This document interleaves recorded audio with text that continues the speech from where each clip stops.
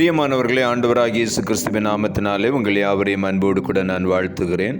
ஆண்டவர் கிருபையாய் நமக்கு கொடுத்த இந்த புதிய நாளுக்காக முதலாவது நாம் ஆண்டவருக்கு நன்றி சொல்லுவோம்.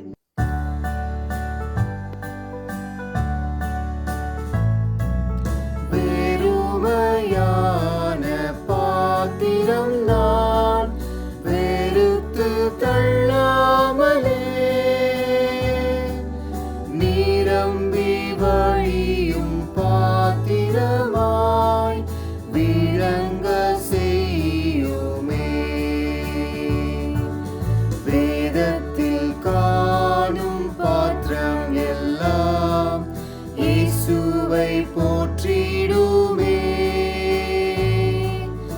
என்னையும் மௌவித பாத்திரமாய் வரைந்து கொள்ளுமே. குயவனே குயவனே படைப்பின் காரணனே, களிமண்ணா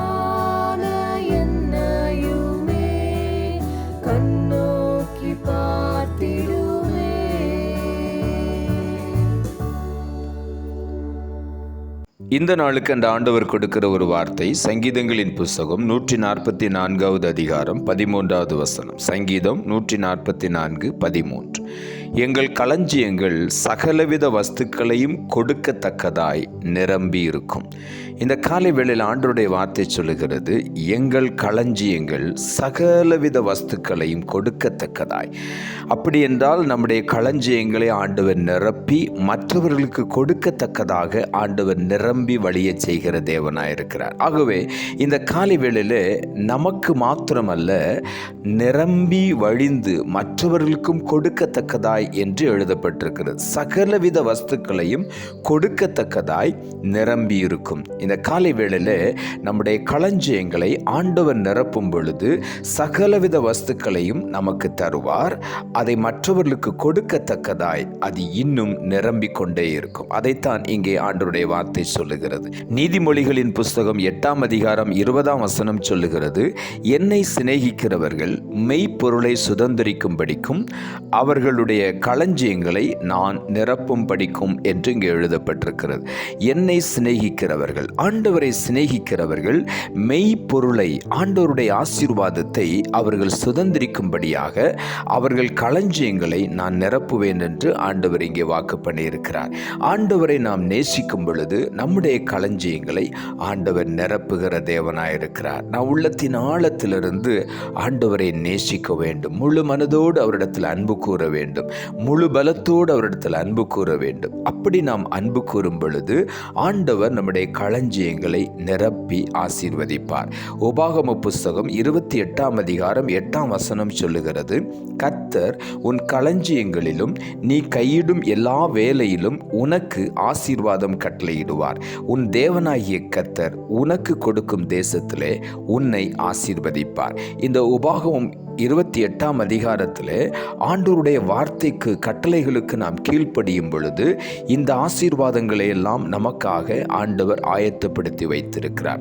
அவருடைய வசனத்திற்கு ஏற்ற விதத்தில் நம்முடைய வாழ்க்கை இருக்கும் பொழுது, அவருடைய சத்தியத்திற்கு ஏற்ற வழியிலே நாம் நடக்கும் பொழுது கர்த்தர் நம்முடைய களஞ்சியங்களையும் நாம் கையிடும் எல்லா வேலையையும் ஆசீர்வதிப்பார்.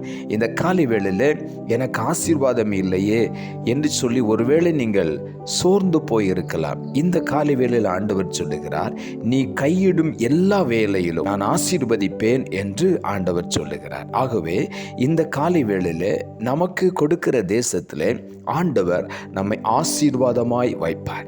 இஸ்ரவேலை ஆசீர்வதிப்பதே கர்த்தருக்கு பிரியம் என்று வேதம் சொல்லுகிறது. ஆகவே நாம் ஒவ்வொருவரும் ஆசீர்வதிக்கப்பட்டவர்களாய் இருக்க வேண்டும் என்பது ஆண்டவருடைய விருப்பம்.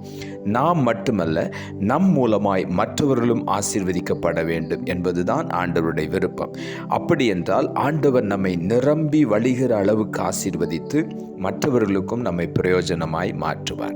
சங்கீதங்களின் புஸ்தகம் 23 அதிகாரம் 5 சொல்லுகிறது, என் சத்துருக்களுக்கு முன்பாக நீர் எனக்கு ஒரு பந்தியை ஆயத்தப்படுத்தி என் தலையை எண்ணெயால் அபிஷேகம் பண்ணுகிறீர், என் பாத்திரம் நிரம்பி வழிகிறது. இங்கே தாவீது எழுதுகிறார், என் சத்துருக்களுக்கு முன்பாக, அவர்கள் கண்களுக்கு முன்பாக நீர் எனக்கு பந்தியை ஆயத்தப்படுத்துவீர்.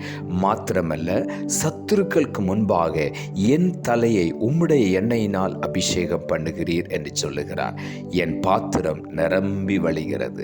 நம்முடைய சத்துருக்களுக்கு முன்பாக ஆண்டவர் நம்முடைய பாத்திரத்தை நிரம்பி வழிகிற அளவிற்கு ஆண்டவர் நம்மை ஆசீர்வதிப்பேன் என்று சொல்லுகிறார். ஆகவே இந்த காலை வேளையில் நாம் உற்சாகமாய் காணப்படுவோம். சத்துருக்களை குறித்து நாம் பயப்பட வேண்டாம். அவர்களை நாம் பழிவாங்குகிற எண்ணமும் நமக்கு வேண்டாம். கர்த்தர் பார்த்து கொள்ளுவார். நாம் அமைதலாய் இருந்து ஆண்டவரை துதித்து கொண்டே இருப்போம். ஆண்டவரை மகிமைப்படுத்தி கொண்டே இருப்போம். அது ஒன்றுதான் நாம் செய்ய வேண்டிய காரியம். மற்ற காரியங்களை கர்த்தர் பார்த்து கொள்ளுவார். அவரே நமக்கு பந்தியை ஆயத்தப்படுத்துவார். அவரே நம்முடைய தலையை எண்ணெயினால் அபிஷேகம் பண்ணுவார். ஆகவே இந்த காலை வேளையில் நம்முடைய பாத்திரம் நிரம்பி வழிகிற அளவுக்கு நம்மை ஆசீர்வதிப்பார்.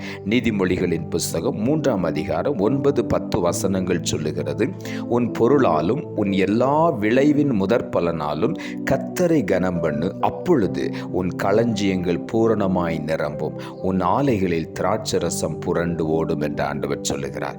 நம்முடைய பொருட்களினாலே, ஆண்டவர் நமக்கு கொடுத்திருக்கிற ஆசீர்வாதங்களினாலே, நம்முடைய எல்லா விளைவின் முதற் பலனையும் கர்த்தருக்கு கொடுத்து நாம் கர்த்தரை கனம் பண்ணும் பொழுது ஆண்டவர் சொல்லுகிறார், உன் களஞ்சியங்கள் பூரணமாய் நிரம்பும், உன் ஆலைகளில் திராட்சரசம் புரண்டு ஓடும் என்று சொல்லுகிறார். இந்த அனுபவத்துக்குள்ளே ஆண்டவர் நம்மை நடத்தி செல்ல விரும்புகிறார். நாம் செய்ய வேண்டிய காரியம், நமக்கு ஆண்டவர் தருகிற ஆசீர்வாதத்திலிருந்து ஆண்டவரை கனம் பண்ண வேண்டும். முதற் பலனை நாம் ஆண்டவருக்கு செலுத்த வேண்டும். முதல் நேரத்தை ஆண்டவருக்கு கொடுக்க வேண்டும். அதிகாலை வேளை ஆண்டவருக்கு கொடுக்க வேண்டும். எல்லாவற்றிலும் முதல் என்று ஆண்டவருக்கு நாம் கொடுக்கும் பொழுது நம்முடைய களஞ்சியங்கள் பூரணமாய் நிரம்பும், நம்முடைய ஆலைகளில் திராட்சரசம் புரண்டு ஓடும். ஆகவே இந்த ஆசீர்வாதங்களை இன்றைக்கு நாம் சுதந்திரித்துக் கொள்வோம். கர்த்தர் சகல வஸ்துக்களினாலும் நம்மை நிரப்புவார். நாம் ஜெபிப்போம். அன்புள்ள ஆண்டவரே, கிருபையாய் நீர் கொடுத்த இந்த புதிய நாளுக்காய் மறுபடியுமாய் எமக்கு நன்றி செலுத்துகிறோம். ஆண்டவர் கொடுத்த ஜீவனுள்ள வார்த்தைக்காக நன்றி.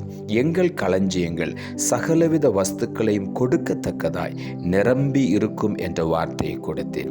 இந்த காலை வேளையில் வார்த்தையை கேட்டுக்கொண்டிருக்கிற ஒவ்வொருடைய வாழ்க்கையிலும் அவர்கள் களஞ்சியங்கள் எல்லா விதமான வஸ்துக்களினாலும் நிரம்பி வழிய பண்ணுவீராக. மற்றவர்களுக்கும் கொடுக்கத்தக்கதாய் அவர்களை ஆசீர்வதித்து மேன்மைப்படுத்தி உயர்த்தி உம்முடைய நாமம் அவர்கள் மூலமாய் மகிமைப்பட உதவி செய்யும். தாழ்த்துகிறோம். இரட்சகர் இயேசுவின் நாமத்தில் ஜெபிக்கிறோம் நல்ல பிதாவே, ஆமென்.